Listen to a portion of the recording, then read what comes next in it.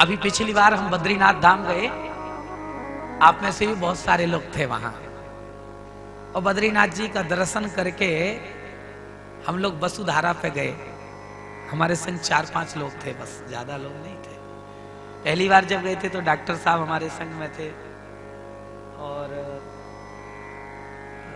पुरानी टीम में से मनीराम भैया थे और विजय भैया थे। और दूसरी बार जब हम गए तो हमारी शिवनी वाली जीजी थी, बहन जी, इस बार आ नहीं पाई चुनाव की ड्यूटी के कारण, पर रोज फोन करके मुझसे पूछती हैं कैसा कार्यक्रम चल रहा है भैया। इच्छा तो बहुत थी उनकी, लेकिन नहीं आ पाई। और आगे उन्होंने जो है माँ जी को और बड़ी जीजी को भेज दिया कि आप तो जाओ, मेरी ड्यूटी लगी, आप तो कथा सुन के आओ। तो वो थी संग में। और कौन था? आप भी थे, शर्मा जी हमारे संग में थे। तो वहां वसुधारा जो जगह है वहां हम पहुंचे। बड़ी कठिन रास्ता है, पगडंडी है, पत्थरों पर चलना पड़ता है, पैरों में छाले आ जाते हैं। वहां एक संत रहते हैं वसुधारा पर, महंत शीतल दास जी महाराज। मुझे बड़ा प्रेम करते हैं। मैं यद्यपि 2 बार ही उनसे मिला, लेकिन मुझे बहुत चाहते हैं, बहुत प्रेम करते हैं। पता नहीं ये आप लोगों का आशीर्वाद है कि उन संतों की कृपा, या ठाकुर जी की कृपा, कि संतों का बड़ा अनुराग रहा, शुरू से ही प्रेम रहा। और जहां जाते हैं वहां कोई ना कोई संत जरूर मिल जाता है। पर अब तक द्वारिका में कोई संत नहीं मिला।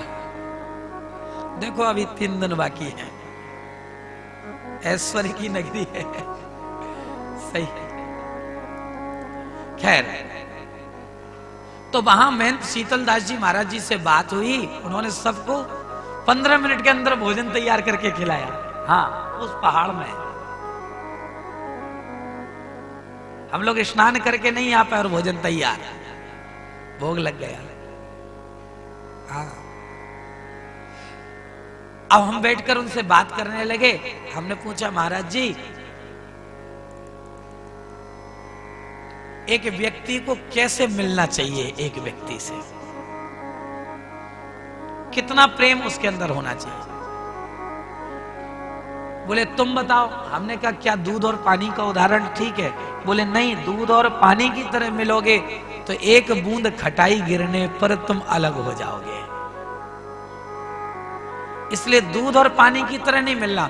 तो मैंने कहा फिर कैसे मिले? बोले यदि तुम्हें मिलना है तो ऐसे मिलना जैसे पानी में पानी मिल जाता है, उसे कोई अलग नहीं कर सकता। भाई पानी में पानी मिल जाए उसे कौन अलग कर सकता है? दूध में पानी मिल जाए तो एक बूंद खटाई उसे अलग अलग कर देगी।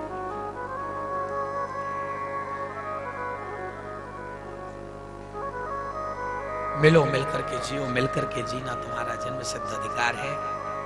बहुत अच्छा उदाहरण दिया है श्री गंगा और जो है यमुना जी का। गंगा यमुना दोनों जो है हिमालय से निकली, दोनों का संकल्प एक कि हमें समुद्र की ओर जाना है। जब संकल्प एक हो, विचारों में मेल हो, गौर से संकल्प एक हो, विचारों में मेल हो, तो संकल्प की सिद्धि भी होती है। दोनों एक संकल्प लेकर उत्तराखंड से चली और इलाहाबाद में जाकर के मिल गई, फिर कभी अलग नहीं हुई, क्योंकि उनका संकल्प एक था, इसलिए उनको सिद्धि मिली। मिलना है तो गंगा यमुना की तरह मिलना, जिससे तुम्हें कभी कोई अलग ना कर सके। गोविंद ने यहां समरसता का पाठ पढ़ाया। अवतारों में भगवान ने दूसरा अवतार वाराह का लिया। इसके पीछे 2 कारण हैं। एक तो कश्यप और दिति माता का संवाद, आप सबने कथा सुनी है, इसलिए संक्षिप्त रूप से कह देता हूं। कश्यप जी के सामने दिति माता ने दुराग्रह किया और उस दुराग्रह के आगे कश्यप जी महाराज झुक गए।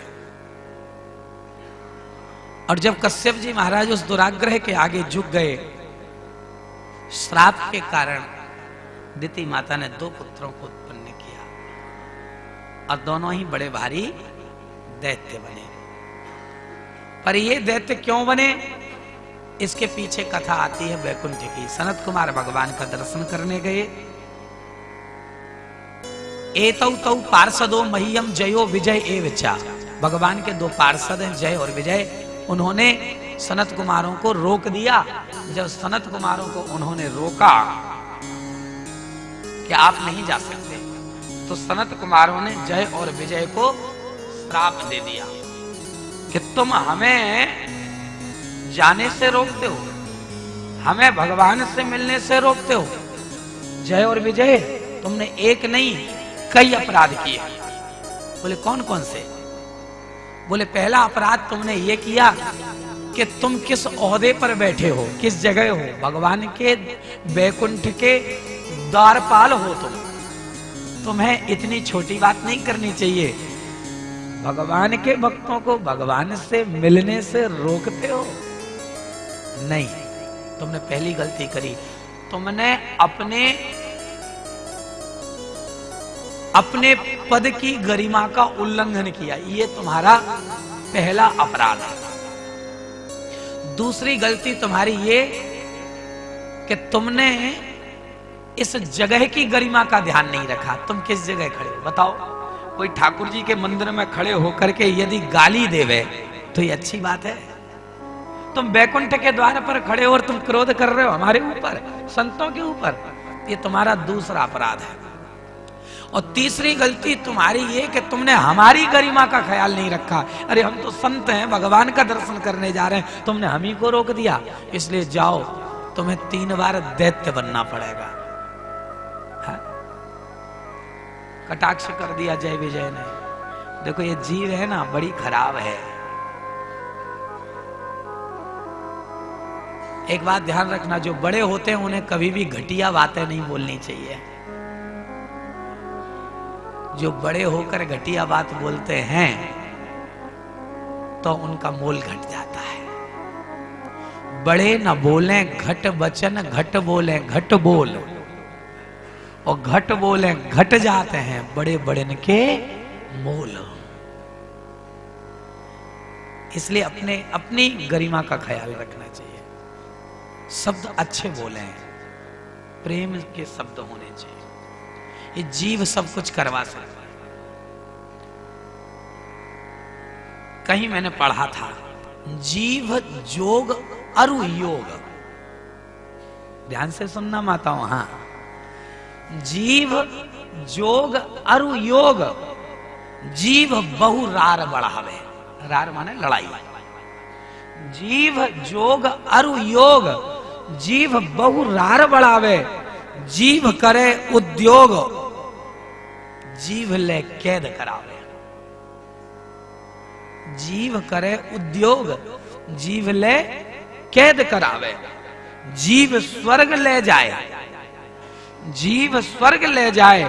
जीव सब नरक दिखावे, और जीव मिलावे राम। जीव सब देह धरावे, निज जीव होंठ एकाग्र कर। बांट सहारे तौलिए, और बेताल कहे विक्रम सुनो। जीव समारे बोलिए, बेताल कहे विक्रम सुनो। जीव समारे बोलिए। इसलिए वो जय और विजय दोनों कश्यप जी के बेटा बनकर के राक्षस के रूप में दिति के गर्भ से, क्योंकि कश्यप जी की 2 पत्नी है, दिति अदिति। अदिति से आदित्य अर्थात देवता उत्पन्न हुए, और दिति से दैत्य उत्पन्न हुए। राधे राधे, प्रेम से बोलो ना, राधे राधे। हा हा हा।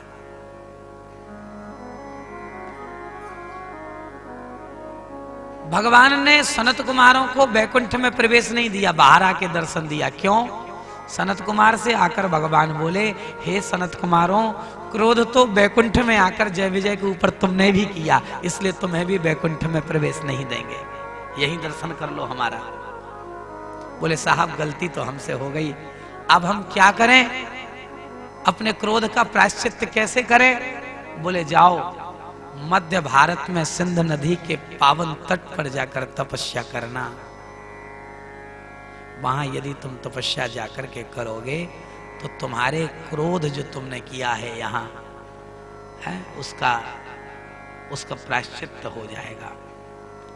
तो सनत कुमार चारों भैया हमारे दलीप नगर में पधारे, हमारी दतिया में पधारे और स्योड़ा क्षेत्र में सिंध नदी के पावन तट पर सनत कुमारों ने गौमुख के नीचे बैठ करके और तपस्या करी।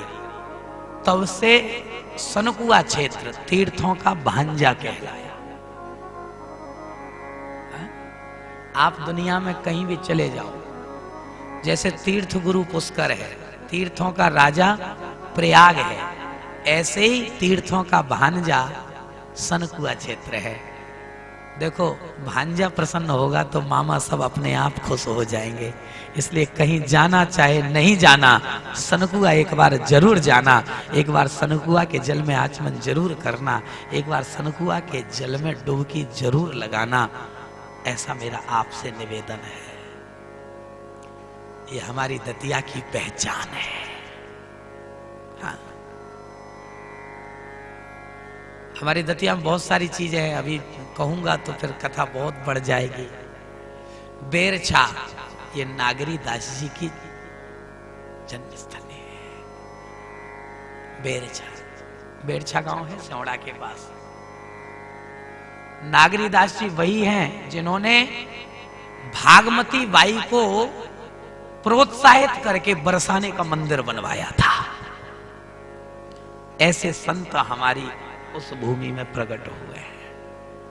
श्री हित परमानंद जी हमारे पूर्वज, वो भी एक ऐसे संत थे जिन्होंने, संत थे नहीं संत हैं, क्योंकि जो संत होते हैं, जो भक्त होते हैं, जो रसिक होते हैं, वो कभी कहीं जाते नहीं हैं, वो तो निकुंज में जाते हैं और श्री जी की सेवा में लीन हो जाते हैं। हमारे यहाँ लिखा है फेरहु जे जन हुई हैं। ये तो आते रहते हैं, जाते रहते हैं, जाते श्री जी की सेवा में हैं और फिर किसी न किसी रूप में आकर के हम सबको सुंदर मार्गदर्शन किया करते हैं। ऐसी भूमि है हमारी दतिया। माँ बगलामुखी पीताम्बरा देवी विराजमान है दतिया में। ये हमारी दतिया की महाराज शोभा है। श्री राधा वल्लभ लाल विराजमान है दतिया में, जो दतिया की नाक है। श्री गोविंद देव जी विराजमान है दतिया में, जिनके लिए कहा जाता है गोविंद बड़ो मालिक बैठो बाजार में, और ऐसी तो झांकी नहीं लाखों हजार में, ऐसी तो झांकी नहीं लाखों हजार। श्री बिहारी जी बैठे हैं दतिया में। ये बिहारी जी मालूम कौन है?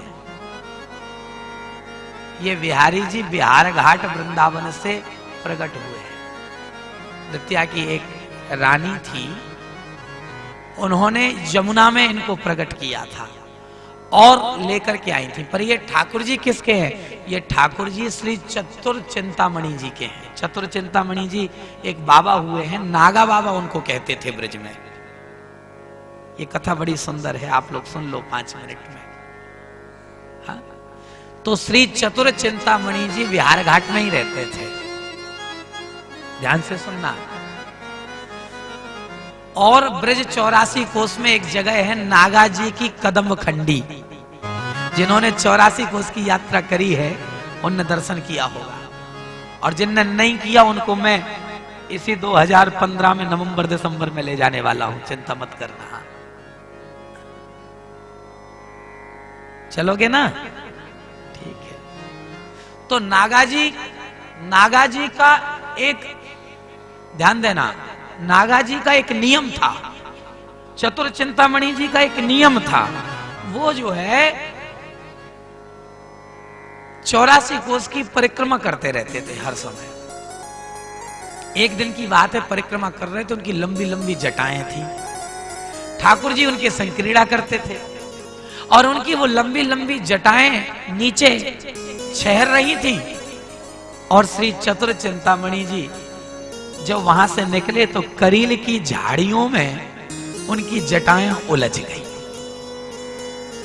और जब करील की झाड़ियों में जटाएं उलझ गईं तो ठाकुर जी उनकी जटाओं को निर्वेरने के लिए, सुलझाने के लिए आए।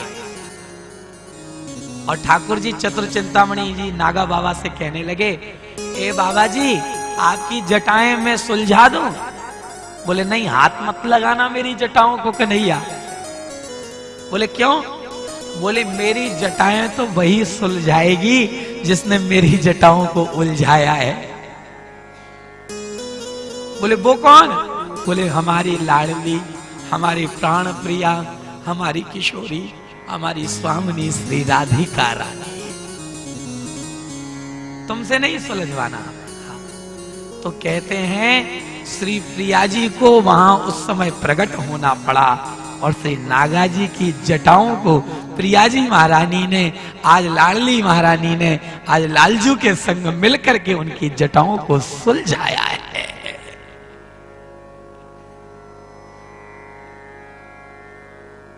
उन्हीं चतुर चिंतामणि जी के ठाकुर हैं श्री बिहारी जी जो दतिया में विराजे। हाँ, और ये जो गोविंद देव जी दतिया में विराजे हैं ना, ये भी स्वयं प्रकट हैं। आनियोर में गोविंद कुंड से 2 प्रतिमाएं निकली थी, 2 विग्रह निकले थे। एक विग्रह जयपुर में गोविंद देव जी के रूप में विराजमान है और दूसरा विग्रह हमारी दतिया में विराजमान है, बीच बाजार में। महाराज ये हमारी दतिया की परंपरा है। महाराज ब्रज के संतों ने हमारे दतिया के ऊपर बड़ी कृपा करी। हाँ,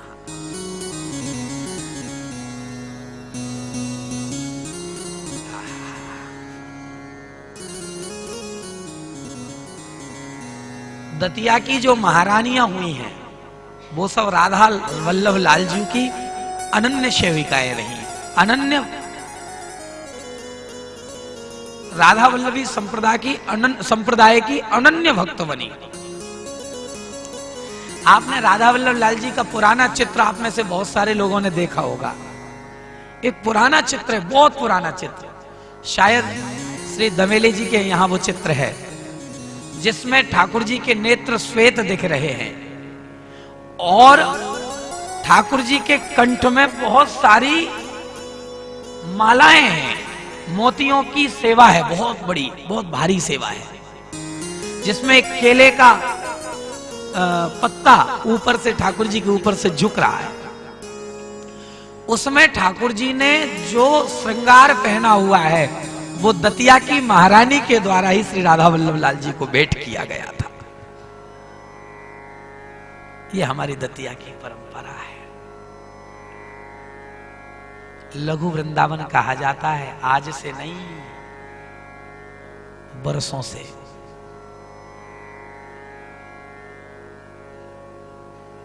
तो ऐसी हम अपनी जन्मभूमि, ऐसे हम अपनी ठाकुर की भूमि लघु वृंदावन धाम दतिया की रज को प्रणाम करते हैं जहां हमारे ठाकुर विराजते हैं। एक और बात, ब्रज 84 कोस को यदि वृंदावन से लगाया जाए तो आपसे सत्य कह रहा हूं 84 कोस में कितने किलोमीटर होते हैं, कैलकुलेशन कर लेना। यदि सीधे में ब्रज से दतिया की दूरी लगाई जाए तो जो अनगौरी नदी है ना, वहां जाकर के 84 कोस पूर्ण होता है। यानी यदि हम अपने मन में ऐसा विचार करें कि दतिया भी ब्रज के अंतर्गत ही है तो इसमें कोई आश्चर्य की बात नहीं होगी। सज्जनों माताओं, ब्रज है, ब्रज था, ब्रज है और वो ब्रज ही रहेगा। लघु वृंदावन था, लघु वृंदावन है और लघु वृंदावन ही रहेगा, क्योंकि ब्रज के ठाकुर वहां बैठे। ये राधा वल्लभ लाल जी के विषय में भी यूं कहा जाता है, जो दतिया में बैठे हैं, कि इनका विग्रह भी वृंदावन में जो राधा वल्लभ लाल जी हैं, उनके ठीक मुख्य द्वार जो बाहर की साइड नरसिंह मंदिर के बगल में बना हुआ है, उसके सामने एक प्याऊ बना हुआ है। उस प्याऊ के पास में वहां कहीं से ये विग्रह भूमि में से प्रकट हुआ था, जिसे बाद में दतिया में विराजित किया गया। ऐसा मैंने अपने बाबा के मुख से सुना था, बाकी मुझे इतनी ही जानकारी है। तो सनत कुमारों ने दतिया में आकर के तप किया। जय विजय श्राप बस दिति के गर्भ में पधारे। एक हिरण्याक्ष, एक हिरण्यकश्यपु। हिरण्याक्ष का आताताई हुआ। हिरण्याक्ष का चारों ओर जो है सब हिरण्याक्ष के भय से भयभीत होने लगे। सारी सृष्टि प्रलयकालीन समुद्र में डूबी। हिरण्याक्ष सबको ललकारने लगा। देवता इधर उधर भागने लगे। पृथ्वी आज भगवान के पास गई है। ब्रह्मा जी पृथ्वी को लेकर के भगवान की आराधना किए। हिरण्याक्ष के भय से पृथ्वी को मुक्त करने के लिए ब्रह्मा जी कीर्तन करने लगे, तो ब्रह्मा जी की नासिका से भगवान बाराह का प्राकट्य हुआ। पहले छोटे रूप में प्रकट हुए, फिर देखते देखते उन्होंने विराट रूप लिया। 12 भगवान प्रकट होकर के आए। एक बार भगवान बाराह की जयकारा लगाए। बोलिए बाराह भगवान की जय हो। जय जय श्री राधे। भगवान बाराह के रूप में प्रकट हुए और हिरण्याक्ष नारद जी के कहने पर वरुण लोक में देवताओं को ललकार रहा था। उसी समय भगवान अपनी डाढ़ों पर पृथ्वी को लेकर के समुद्र से बाहर निकले। भगवान को जंगली पशु कह करके इसने उकसाने का प्रयास किया। भगवान ने उसे ग्राम सिंह कह करके उकसा दिया। ग्राम सिंह जानते हो किसे कहते हैं? कुत्ते को, स्वान को, कुकर कर। भगवान बोले तू ग्राम सिंह की भांति चिल्ला चिल्ला करके अपने बल का परिचय दे रहा है। यदि तेरे में बल है तो बल का परिचय दे, आ युद्ध कर मुझसे। भगवान के ऊपर इसने प्रहार किया। पहले तो भगवान इसके संग क्रीड़ा करने लगे और देखते देखते मेरे प्रभु ने आज अपनी मुष्टिका का प्रहार जोर से इसकी नासिका पर किया। माथा फट गया। आकाश मंडल में भेरी नगारे दुंदुभी आदि बजे। पुष्पों की वर्षा हुई। भगवान ने वराह के रूप में आकर के आज हिरण्याक्ष का वध कर दिया। बोलिए बाराह भगवान की जय। जय जय श्री राधे। हिरण्याक्ष कहते हैं अभिमान को। आध्यात्मिक चिंतन सुन ले। हृदय में जब अभिमान रूपी हिरण्याक्ष पैदा होता है तो उसे मारने के लिए भगवान वराह बन करके आते हैं और अभिमान रूपी हिरण्याक्ष का संहार करते हैं। राधे राधे। इसके बाद भगवान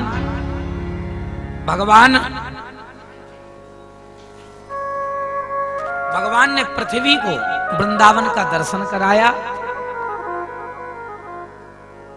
पृथ्वी के मन की शंका मिटाने के लिए भगवान ने पृथ्वी को वृंदावन का दर्शन किया। यहां वृंदावन की महिमा बताई गई। अब वृंदावन की महिमा यदि मैं आपको बताऊं तो मुझे 7 दिन केवल वृंदावन की महिमा बतलाने के लिए चाहिए। इसलिए इतना श्रवण कर लें। हमारे यहां होली उत्सव में बसंत पंचमी के दिन से ही एक पद गाना शुरू हो जाता है। वो पद क्या है?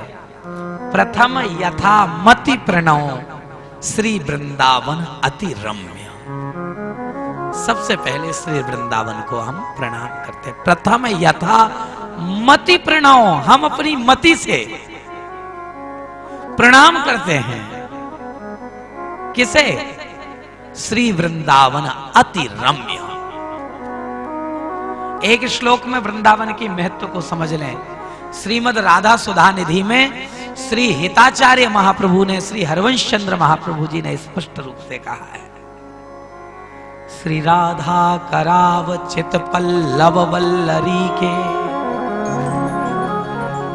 श्री राधा पदांक बिलसन मधुर स्थली के,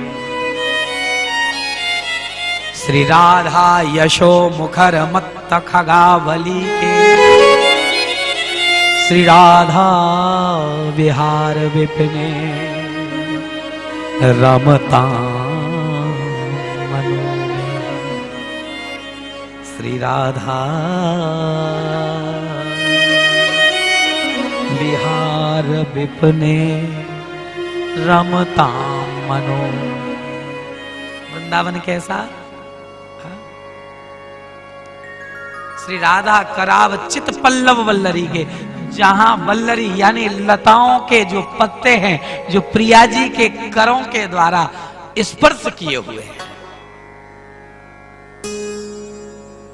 उस वृंदावन की बात कर रहे हैं। राधा पदांक, राधा रानी का नाम है। पद माने चरण, अंक माने चिन्ह। श्री राधा पदांक बिलसन, जहां राधा रानी के चरण चिन्ह बिलसित हो रहे हैं, काय में? उस मधुर स्थली में, उस रज में, उस वृंदावन की बात मैं कर रहा हूं। राधा पदांक बिलसन मधुर स्थली के। और श्री राधा यशो मुखर मत्त खगावली के, पक्षी बोले राधा वाणी, उस वृंदावन की बात कर रहा हूं जहां पक्षी श्री राधा श्री राधा श्री राधा श्री राधा नाम का उच्चारण किया करते हैं। पक्षी बोले राधा। खग मृग पशु पंछी यावन के चरण शरण। राधे राधे। उस वृंदावन की बात कर रहा हूं। श्री राधा विहार विपिने, जिसमें श्री राधा रानी विहार किया करती है, श्याम सुंदर के संग क्रीड़ा किया करती है, सेवा कुंज में अपने चरण दबवाती हैं, तो आलता शिला पर जाकर महावर लगवाती हैं, तो कभी जो है जाकर के अपने चरणों में मेहंदी लगवाती हैं, तो कभी जाकर के जो है निधि वन में अपनी बेणी का गुंथन करवाती हैं। श्री राधा विहार विपिने, ऐसे वृंदा विपिन को, ऐसे वृंदावन को, ऐसे वृंदावन में रमता मनो में, हमारा मन जाकर रम जाए और फिर कभी ब्रज को छोड़कर हमारा मन किसी दूसरी जगह ना भटके। ऐसे से वृंदावन की बात कर।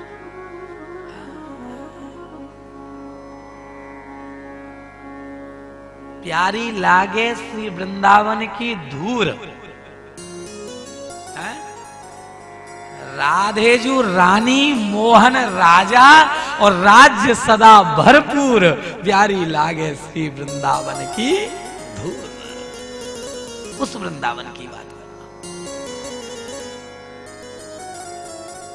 जहां बसंतोत्सव में बसंती बहार चलती है, श्यामा श्याम सलोनी सूरत को श्रृंगार बसंती है।